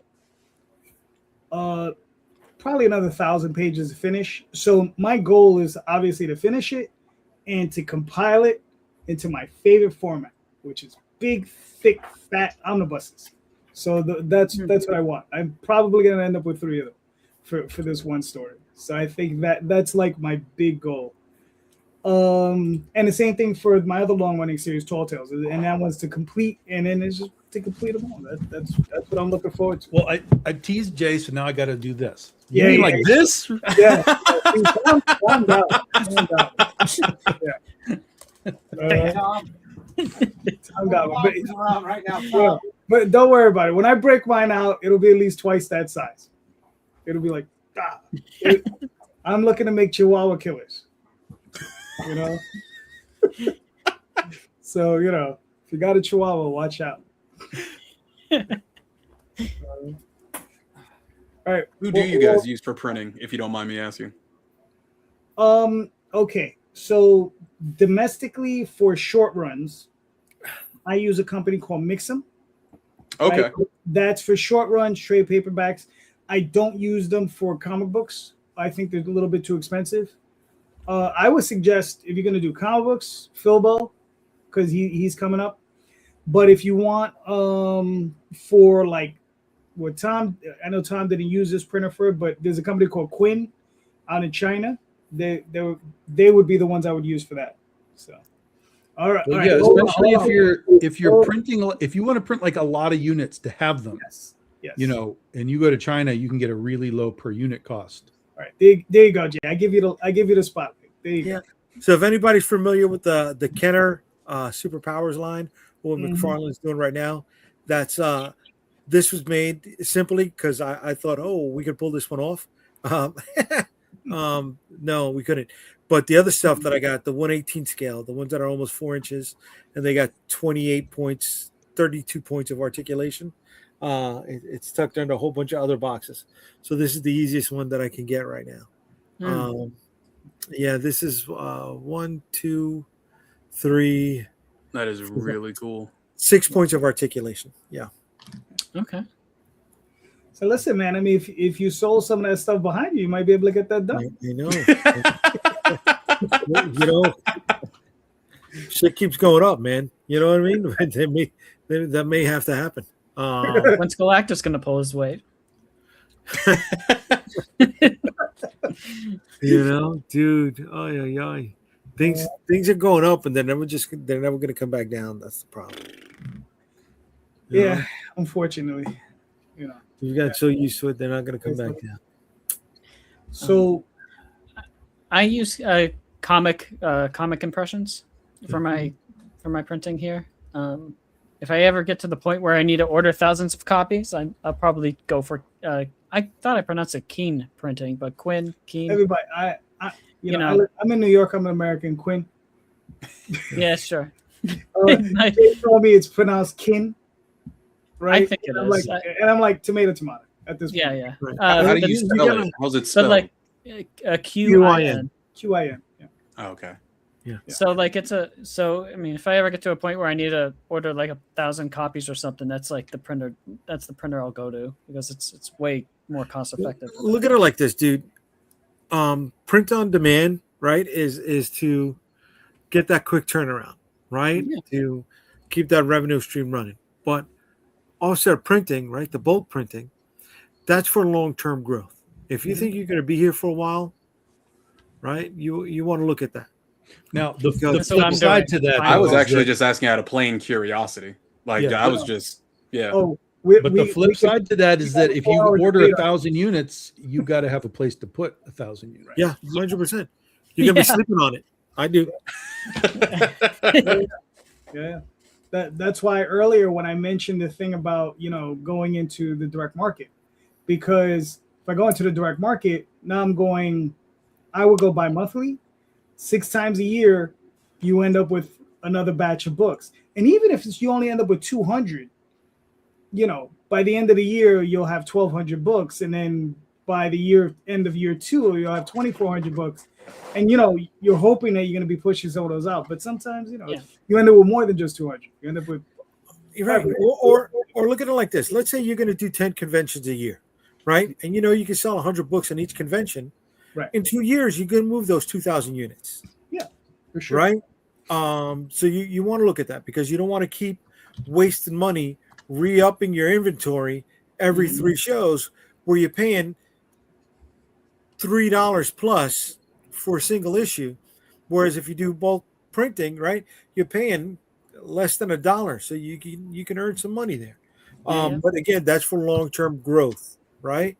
If you know you're going to be doing this for a while and you got a plan that you can execute, then that's something you may want to look into.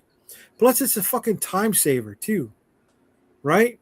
You don't want to order books and, oh my God, are we going to send it to here? Am I going to send it to my job? Is there going to be somebody at home to pick it up? What happens if they don't? And I got to pick it up at either the FedEx or the UPS or the post office place. And that's still going to take you another maybe hour or so. If you're looking to save time, yeah, right. But not immediate time over time. Sure. Yep. Like I said, if we were to get into it, there's like a 4-hour debate. Oh yeah. Yeah, there would be a 4-hour debate. We would never come to a conclusion.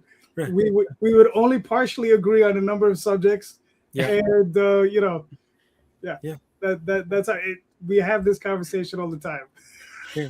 Because just a quick highlight, right? Calderon has a house. He has the storage space. He doesn't really do print. He doesn't really do bulk printing. I have an apartment. I don't have the space, and I do the bulk printing. So to each their own, right? Not telling you how to run your own business. No, right. Yeah, everyone's going to require different solutions and everything. And, when I look at the panel, I'm just like, 3 completely different, contrasts here. And when I was looking at printers myself, I noticed that there's always some sort of trade-off. There's always, what do they say when you buy a service job? Cheap, fast, good, but pick 2. It's like where do you fall on that spectrum? And so I was like, hey, while I'm here, ask the guys who were doing it. So I was just plainly curious. Yeah. I got something along those lines, right? Don't pay for a master class to gain the experience. Just go into podcasts and talk to guys that have been doing this for a while, and girls that have been doing this, women that have been doing this for a while. They will gladly share the information with you. All right. And you take what you can apply to what you're going to do. Right. And even the stuff that you don't apply to what you do, you can learn from it. And maybe adjust it. Right. But don't spend fucking tens of thousands of fucking dollars to pay for somebody's fucking master fucking course. So the 6 courses I just bought, you wouldn't recommend? No. They okay. Just get a refund. Just get a refund now. Shit, Scott Snyder does one and it's $75 for 6. There you go. Get that information from somebody who's important. There you go. Jay, you got a question? Yeah. How do you turn somebody who supports your comic book into somebody who advocates for your comic books, right? Who evangelizes, who shouts it from the mountaintop and saying it's the next best thing to sliced milk, right? I'm sliced bread. Sliced milk. Fuck it. Sliced milk is cheap. Motherfucking milk. Right, there you go. Right? How do you think you should go about doing that? All right, cool. Were we back in Jake? I think we're back in Jake. Yeah, I'll start it off. In my opinion, Brian touched up on it earlier. I do think the new angle, and some of this comes from the social media people that I consult with. It is parasocial first. It is personal connection first. It is genuine personal connection first. And the more I've been leaning into that, the more it seems to be true.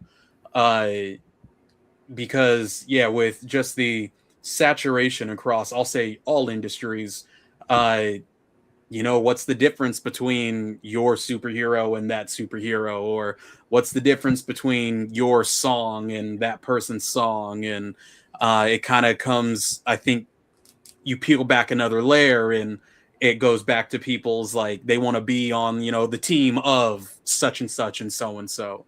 And, if you're not advocating for yourself, I think Jay said that earlier, then, who else is going to do it for you? So, when you get on there and you start putting yourself in front of screens, then that goes into the whole, rabbit hole of, why would I watch your 30-second TikTok over this other person? What's stopping my thumb from just scrolling up to the next one? And I do think that does start at trying to authentically find genuine connection with other people. I think it's very obvious when we all see it all over social media when someone's just going through the motions, doing something, or even as creatives, like when we're just trying to like get it done and finished, a little bit of passion is lost in, kind of like that belt fed process. And, I don't want to start ranting and rambling again, but I already am. But I think it does really start with just being genuine, showing up transparent, and, trying to find other people to connect with rather than just saying, if I hold up my little comment and I'm just like, hey, yeah, you guys want to see this, blah, blah, blah, like, go give me money, even though we're complete strangers. I just don't think that works. Okay. All right, cool. Kaden, what are your thoughts? Yeah, so with this one being so new, I feel like I don't have an answer for this one. Trying to get other people interested in my comics to the point where they're shouting out the rooftops. That's what I'm trying to currently learn at the moment. So I don't really have an answer for you on that one. Okay. We ask these questions because we're curious too. We don't know. Yeah. I like Jake's answer, to be honest. I was like, I should write this down. Dude, honestly, you could text me at like 3 a.m. I'm so neurotic, I will probably reply in 8 minutes. Okay, cool. Yeah, definitely. And I mean that seriously, like, and that goes for anyone here. Like, reach out to me, like, for anything, with anything, right? Rising tide raises all ships. That's just how I am. Yeah, thank you. Brian, what are your thoughts? So I kind of would want to echo what Jake just said.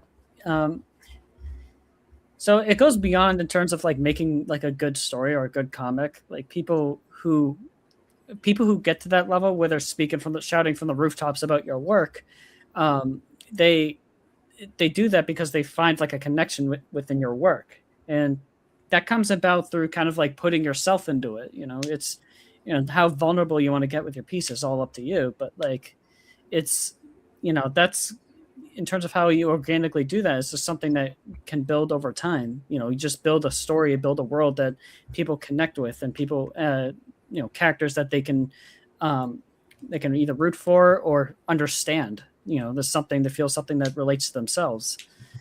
So that's kind of like, to me, that's sort of what the building block is in terms of building up that kind of a fan base, is, you know, some like building up that passion because they love your work, because they see themselves in it. So I just think, like, you know, make something genuine and authentic to yourself, and, you know, you'll get people attached to it, over time. It's just, it's either that or maybe you hold like a family member hostage. And tell them, like, if you don't force my book or share my book to 5-10 different people, I might have to feed them like the worst kind of food that I could get in my vicinity. I don't know. It's the National Lampoon method. Buy this issue or we'll shoot your dog. There you go. There are various methods one could impose upon, but I would recommend ones that don't break the law, and make something, you know, authentic to where you get people invested in, emotionally, like, connected into your work. So Cool. Tom, what are your thoughts?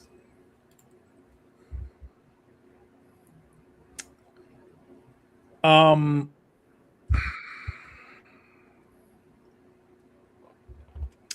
don't think you can, because I'll be more specific, but I don't think you can, because people are who they are, and they are either, for example, social media, they're happy to be here, we're going to talk about that stuff, or they're not. I have plenty of people who have been buying from me for 16 years who are almost silent on the internet, on their own. They will engage when I do something. When I here's a thing. Oh, this is great. This is cool, whatever. But as far as them taking the step of, I'm going to make a post today about Critter Comics or Big Dog Inc. in general or whatever,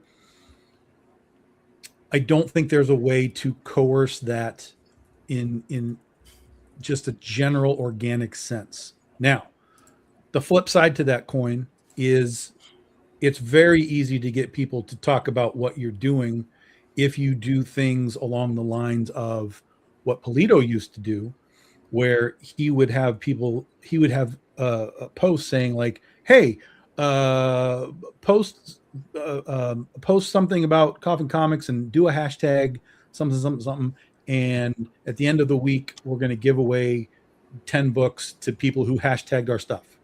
So that's sort of like an invitation to talk about you on their own, you know, because it's not a matter of interacting with a Coffin thread. It's a matter of, we want you to go tell your followers, hey, I bought this book from whatever it is. I bought this book from Coffin, hashtag such and such and such, whatever it is. And then people win stuff. And then when they win stuff, then they get excited. Oh my God, I just won this from Coffin Comics. There it is. And then you do it again, you do it again. Polito would give away a lot of stuff during his campaigns too. So he would get those reactions from people like, oh my God, I'm one of the 10 people that won this thing. And then that makes people go, oh, this guy's giving away free stuff. Like, let me see what's going on. What are these books?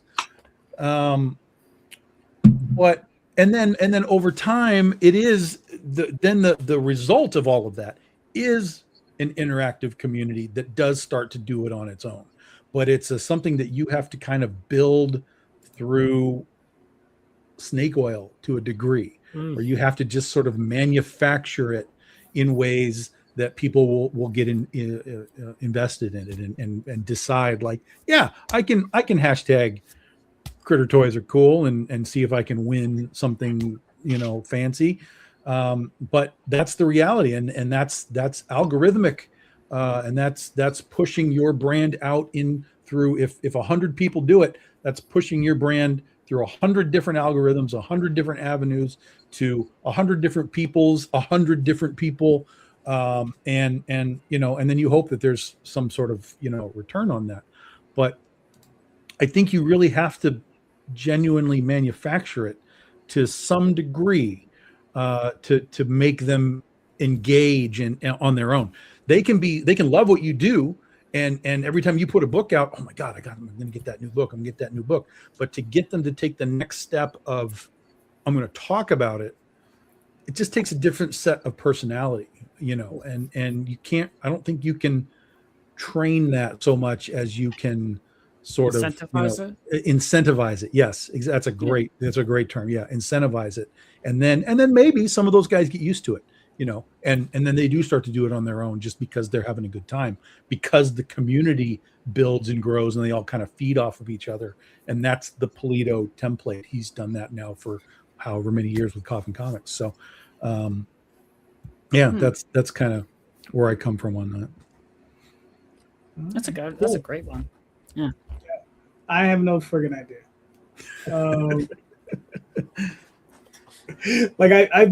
I've been self-publishing and producing for a long time, right? And I have people come up to me, they thank me for the work and they enjoy the work and that sort of thing. But to get them to to go out there and really, really pop it for me. I mean, I've had people do it, right? But it's like how to get them to do it, I have no freaking idea. To be honest with you. You understand? It doesn't even enter my space because I've discussed it with you, I've discussed it with Tom before. I honestly don't have time. You understand? I don't have time to really think of it like that. I'm like, my head is too far gone with dealing with artists and lettering. Too far gone. Just say too far gone. Yeah, there you go. That's too far gone. There you go. It certainly is that. All right. Anyway, Jay, please ask your own question. Yeah, no, I was looking for an answer. I was just gonna say real quick though, like even when someone does like say something to somebody else, like promote your book, you wouldn't know about it unless they tag you on social media or something too. Right. Well, that's the thing. Yeah, people could be talking and we don't know about it, but I think the crux of the question is getting them on social media to be like, I love this book, and you go get this book. Yeah. Well, I'm sorry. One thing that I do is whenever I send out the packages, Brian, you got a physical package or you had a digital? I had both. Yeah, both. So you had the sticker. You saw the sticker on the package that said doing an unboxing, tag us, UCS Now or Unstoppable Comics, and I'll send you a digital. That's what you mean. No, I just okay. I didn't understand your question, so my bad. I don't think that's not what I do.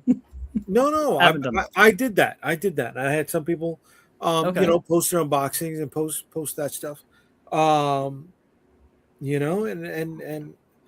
it sounds cliche, right? And it sounds the total opposite of urgency, but you got to come up with quality books on a consistent basis.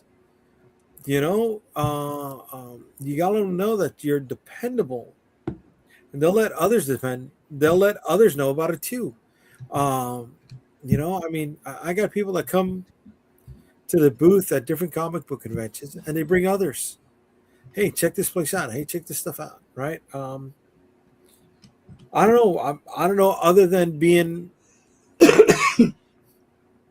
fucking a cool dude that gives them good shit that got them to bring other people to the booth. I don't know. It's easy to do on a small scale, like you just talked about. Friends will talk to friends and so on and so on and so on. And that's all great. But to get the larger scale, the next step of what we were talking about here, that's really the hard part. Right. I think one of the best things you can do to help yourself is, and this is something that I don't do really, is merchandise in the context of like shirts and stuff. Because if you can get people to wear your shirts at like Comic-Con, then you have people that would ask like, oh, what is that on your shirt? And then you can say, oh, hopefully, these guys are over there and go talk to Rosario or whatever. It's, Steve Jobs used to ask the question, why do people buy Apple and not the competitor? And his answer was because it's social currency. Huh. And until you turn your brand into a social currency, you won't have the fanatics like Polito has behind him. And Polito's not just a matter of Coffin Comics. He's been doing it for 40 years. You know, he's going back into the 80s and 90s when he's been doing it. So he's even me, 20 years, he's still got 20 on me. So and he's gone through all kinds of iterations of Lady Death and whatever. So it's just a consistent identity of your brand, what it is, what it stands for, et cetera, et cetera, et cetera. And you have to just kind of build the community over time. But like we kind of said, there are ways to incentivize the community to rally around you. Yeah. Well, I mean, look, we talked about Gary Vee a little while ago, right? And we know he likes to break down the difference between branding and sales, right? And we got to do branding.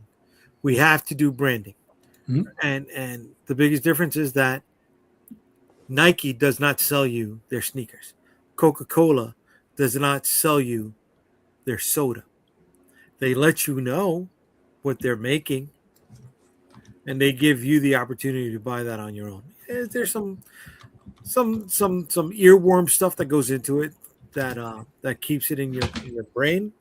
Yeah, but you know, we have to establish our personal brand, right? Yeah. I have to establish our personal brand. True. No, I do think a lot of it comes down to brand identity. And, you know, when you kind of like when you sit back and think of one of the biggest pop culture icons, you know, you say Nike, you say Coke, you know, like Harry Potter, like what is it about those? And it comes down to that brand identity. And, you know, like I could probably ask most of you in here right now, like, hey, what's your house? Like, you know, oh, Hufflepuff, Slytherin, you know, we all have like some idea about that. And, you know, I talked a little about the Ninja Turtles earlier, and like some people, they love Michelangelo, some people love Raphael. And Tom, I think there is a degree of how do I say, you can't necessarily make someone, I don't think, a fanatic, because I would also partially argue they were always a fanatic. They just didn't know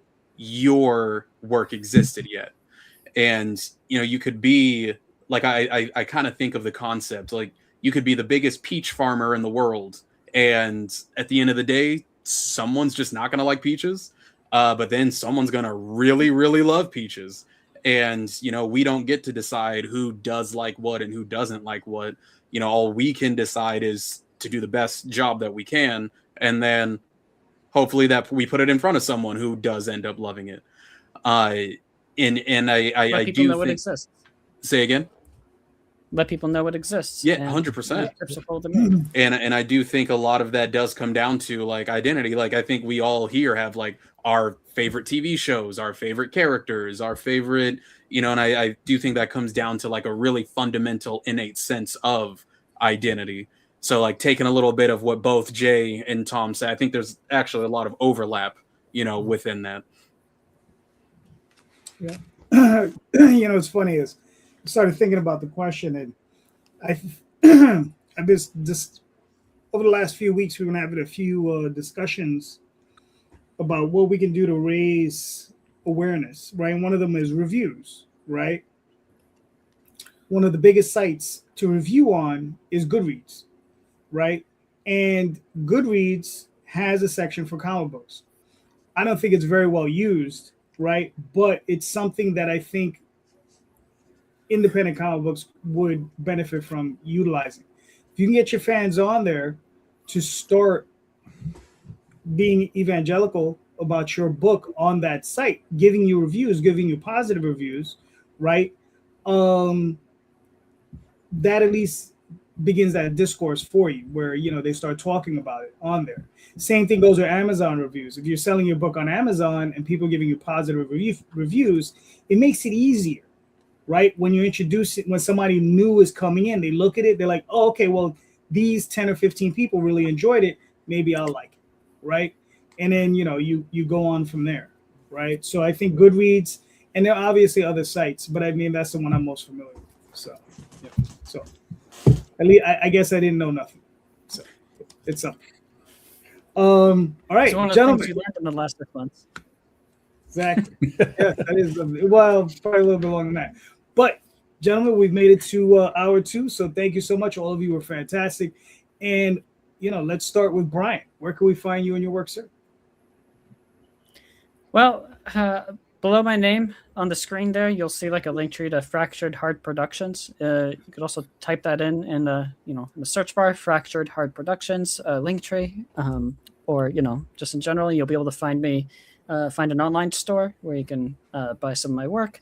You could also like The Wretched and some merch from it as well, like stickers and Tom's favorite things bookmarks.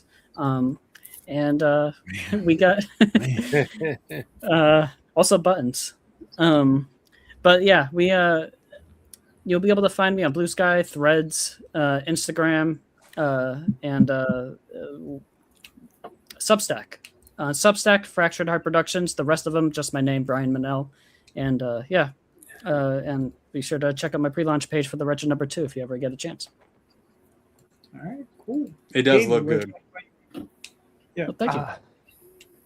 So right now you can just find me on Kickstarter. It's just the Adam Delta Psi. You can use either the symbols or spell out Delta Psi. I don't have a lot of social media for it at the moment. I do have a YouTube channel, just YouTube Adam Delta Psi. You can follow me there. I like to keep updates on that, just kind of like little trailers I make and where we're at and things like that. All right, cool. Tom? Oh, Jake, where can we find you and your work, sir?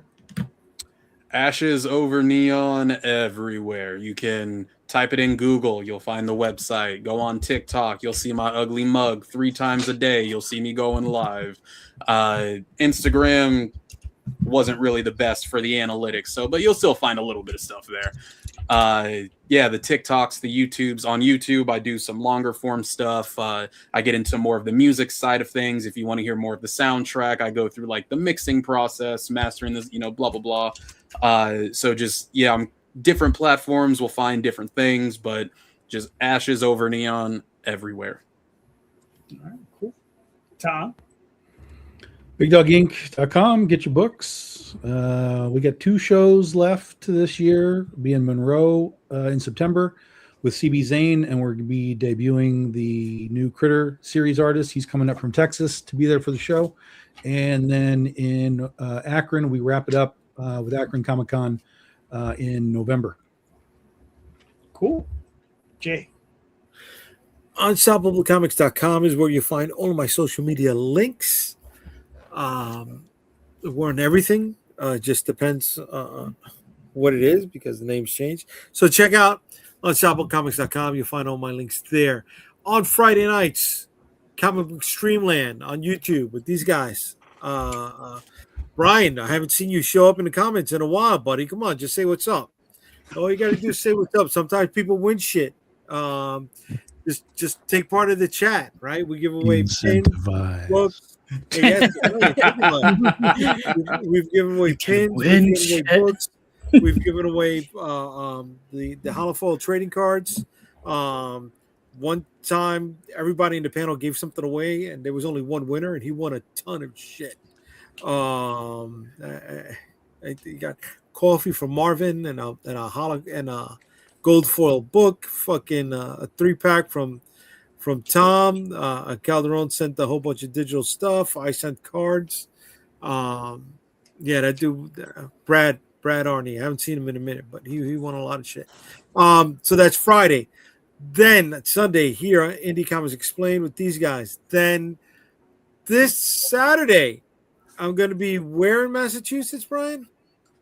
Leominster, are you? Leominster. Plastic City, is it? Plastic City. I'll be there. I'll be doing a panel. Sometimes you got to fit in. It's really affordable. It's $10 to get into the convention.